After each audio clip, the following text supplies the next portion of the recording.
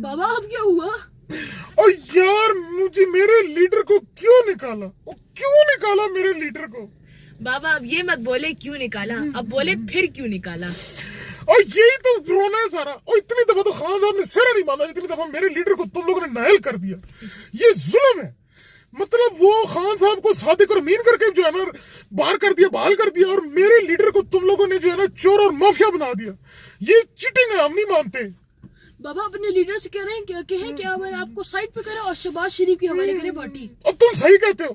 پتہ ہے میں کل اس کے کمرے کے سامنے سے گزر رہا تھا تو مجھے عمران خان زندہ باد کے نعروں کی آواز آ رہی تھی.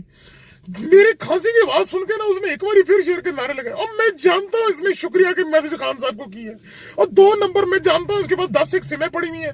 اس نے جو ہے نا نامعلوم افراد بن کے خان صاحب کو شکریہ کا میسج کیا. میں جانتا ہوں یہ چیٹنگ ہے. میرے لیڈر کو کیوں نکالا؟ بابا اب یہ تو اصل فیصلہ مارچ میں آنا ہے. نواز شریف سے بولے سرکاری مہمان بننے کے لیے تیار ہو جائے. اور یار اور تم لوگوں نے میری سفارش جو لاسٹ ٹائم میں تم لوگوں نے کہا تھا کہ بازی صاحب سے کہو اڈیالہ جیل کے جو ہے نا کوئی حالات بہتر کرے. اور میرے لیڈر نے ادھر جانا ہے، پتہ نہیں کتنے 20-25 سال ادھر رہنا پڑے. ارے کوئی ایئر کنڈیشنر لگاؤ، کوئی LEDs لگاؤ، کوئی کارپیٹنگ کرو. یار یہ تو ظلم ہے. میں جانتا ہوں یہ تم لوگ کی جو پیرنی آئی ہے نا یہ اس نے کوئی دم درود کیا ہے. بابا وہ کوئی پیری نہیں ہے، وہ ایک نہایت نیک شخص ہے. اللہ ان کو عمران خان کو ایک ساتھ خوش رکھے. بابا آپ لوگوں کے لیڈر کے ساتھ جو بھی ہو رہا ہے اس کرتوتوں کا نتیجہ ہے.